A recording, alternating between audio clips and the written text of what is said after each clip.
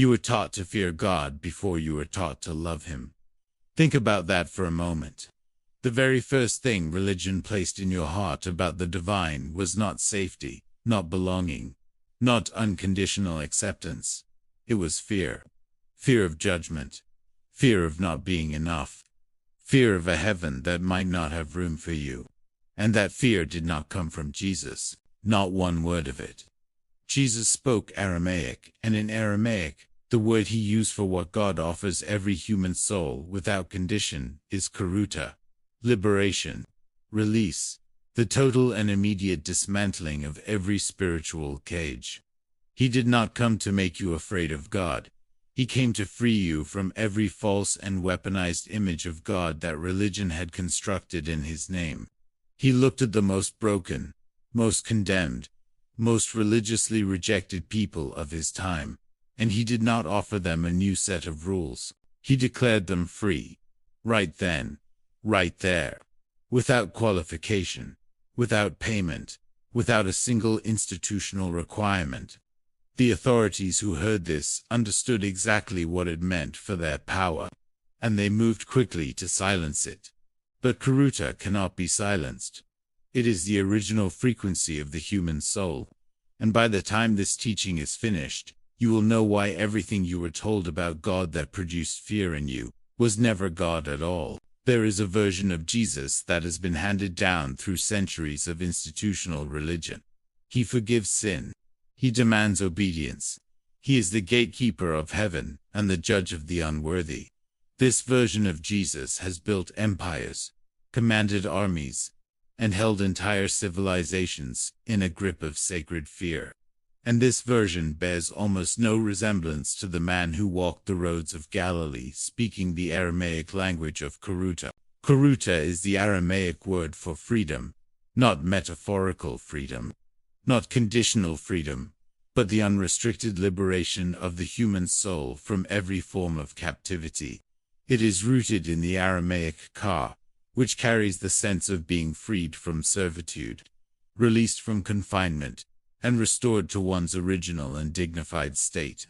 When Jesus spoke of liberation, this was the word His listeners heard, and they heard it in a way that no modern English translation has ever fully captured. The communities surrounding Jesus lived under three simultaneous forms of bondage. There was the political bondage of Roman occupation. There was the economic bondage of an exploitative taxation system. And there was the religious bondage of a temple institution that had turned the living God into a transactional deity who demanded constant payment, performance, and sacrifice. Into this triple cage, Jesus did not arrive offering a better religion. He arrived declaring Kheruta, the dissolution of every cage at once. This is the teaching that makes religious institutions uncomfortable, not because it is anti-spiritual, but because it renders the institutional middleman entirely unnecessary.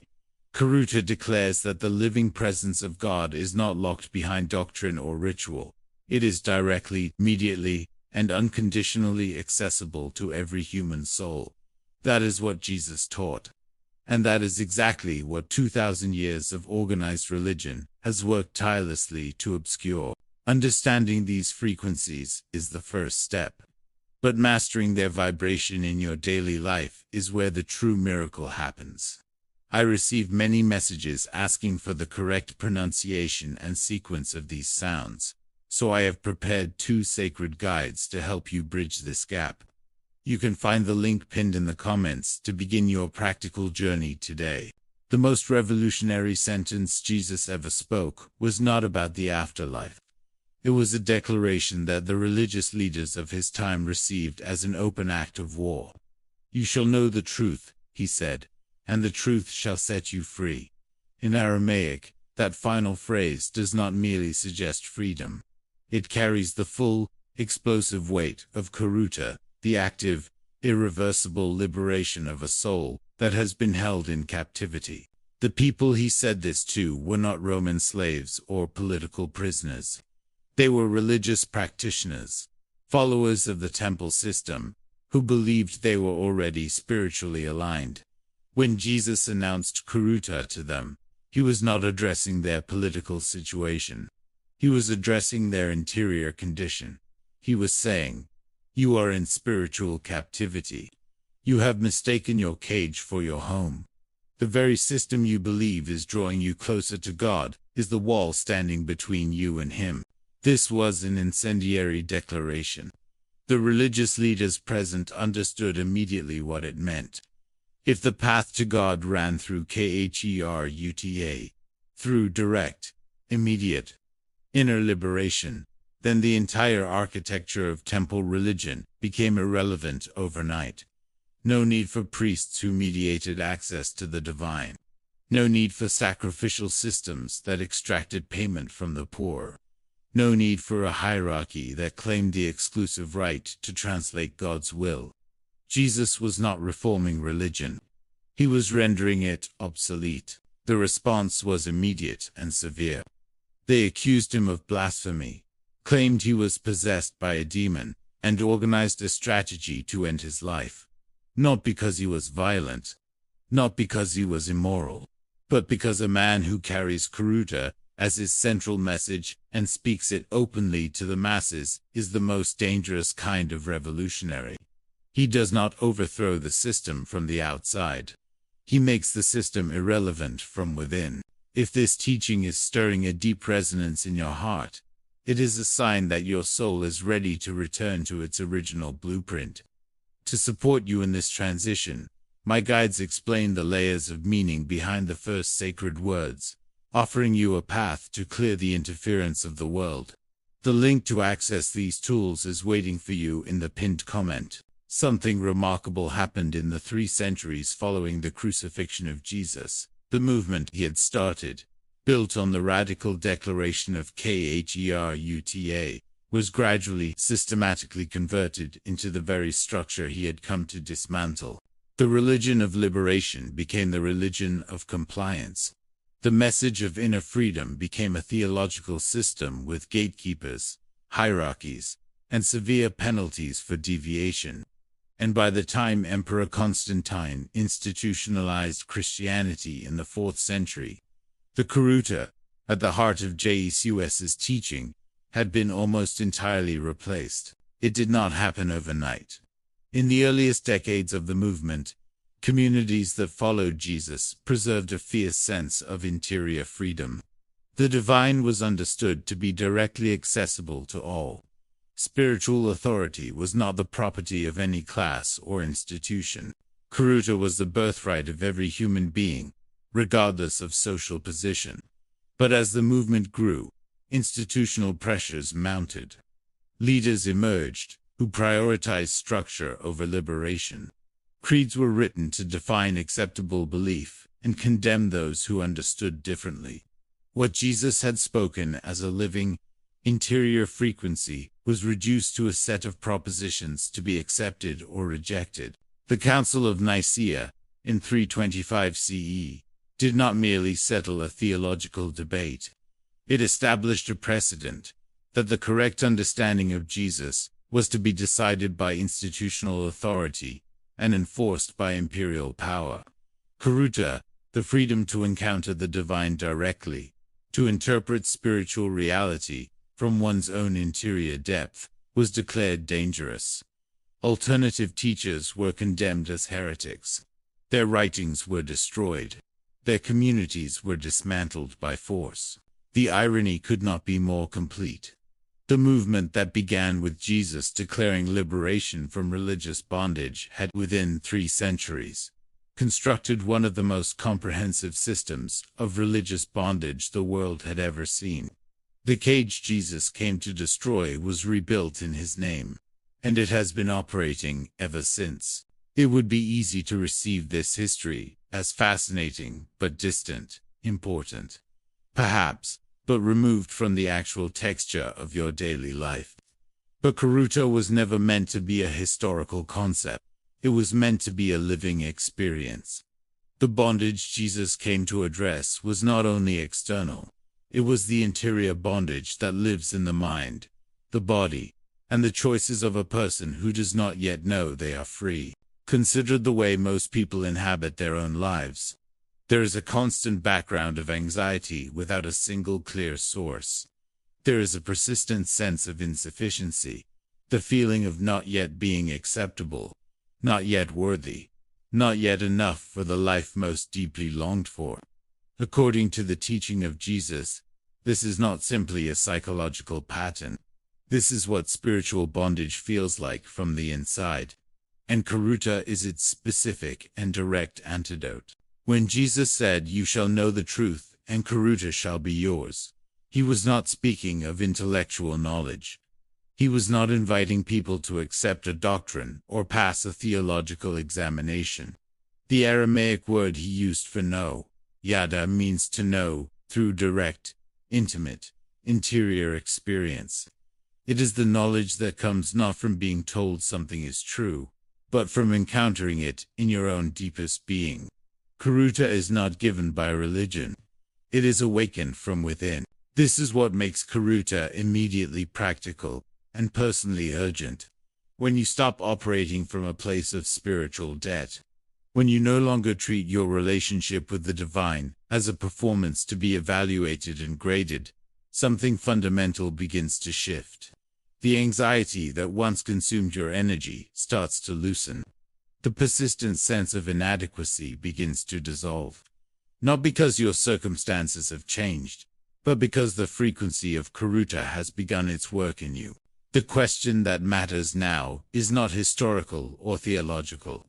It is this: what does it actually mean to activate Kheruta in your own life? Today, in the exact circumstances you are living right now. Jesus was not an academic. He was a teacher of interior transformation, and every teaching he gave was designed to produce a specific, measurable shift in the consciousness and lived experience of the person receiving it. Kheruta is no different. The first thing Kheruta requires is a recognition, not a belief, but a direct interior recognition that your bondage is not your natural state. Jesus was explicit about this. He did not say you are bound and need to become free. He said you are already free and have forgotten it. The cage is real in its effects, but not in its ultimate structure. It is built from a series of agreements. Agreements with fear, with guilt, with the voice that tells you divine acceptance must be earned before it can be received. The Aramaic practice of Kheruta begins with what early practitioners called the returning, a deliberate, conscious act in which the soul remembers its original, uncaged nature. This is precisely what Jesus modeled in every encounter with a person in bondage. He did not offer them a new religion or invite them to join a system. He identified this specific agreement that was keeping them captive, and he spoke directly into that agreement with the full authority of Kheruta. You can begin this today. The voice that tells you that you are not enough is not the voice of God, it is the voice of the cage. The anxiety that insists the divine is distant or conditional is not spiritual truth. It is the residue of a system that profited from your belief in your own insufficiency. Kheruta declares, "You were made in the image of a free God. You were formed for liberation." And the teaching of Jesus was always, at its root, an invitation to remember exactly that. Everything this teaching has traced leads back to a single, irreducible truth. Jesus was not the founder of a religion. He was not the head of an institution. He was a living carrier of Kheruta, the Aramaic frequency of liberation, who demonstrated through every word and every action that the human soul is not designed for bondage. And he made clear, again and again, that the freedom he embodied was not his alone to carry. It was the inheritance of every human being, made in the image of the creating, liberating God. For 2,000 years, religion has handed us a Jesus we were supposed to fear. A Jesus who kept score, demanded compliance, and dispensed grace only to those who satisfied the institutional requirements. This was never the man of Kheruta. This was a theological construct, useful for maintaining social order, effective for building institutions, but utterly absent from the Aramaic-speaking teacher who walked the roads of first-century Galilee, speaking freedom into every life he encountered. The real Jesus is more radical than religion could afford to let him be. He is the one who looked at the most bound, most marginalized, most religiously condemned people of his time, and declared them already free. Not free if they changed. Not free if they qualified. Free now, as they were. Because Kheruta is not a reward for spiritual achievement. It is the original, unchangeable condition of every soul that has not yet been taught to forget it. The restoration of this teaching in your life requires no new doctrine, no new institution, and no religious authority to mediate it. It requires the same thing it required in the first century. A moment of direct, interior recognition. A moment in which you stop performing for a God who was never asking for a performance. A moment in which the cage becomes visible for what it truly is, and Kheruta moves in to fill every space it once occupied. That moment can begin right now. Visit Divine Light Academy at the link below to access my complete guides and start your journey into the living language of the Masters. But before you go, I want to hear from you. What did you feel during this session? Comment the word restoration below if you felt a shift in your energy today. We read every response, and your testimony strengthens this entire community of light. Right now, before you close this video, come to the comments and tell us, what did you feel? What shifted? We read every single response.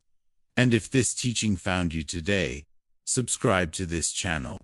Every week we go deeper into the ancient frequency codes that were always meant to be yours. We are just scratching the surface of this ancient power. Get ready, because in our next video, I will reveal even deeper Aramaic codes that unlock spiritual authority you've never imagined. Make sure you are subscribed and have notifications turned on so you don't miss this unfolding revelation.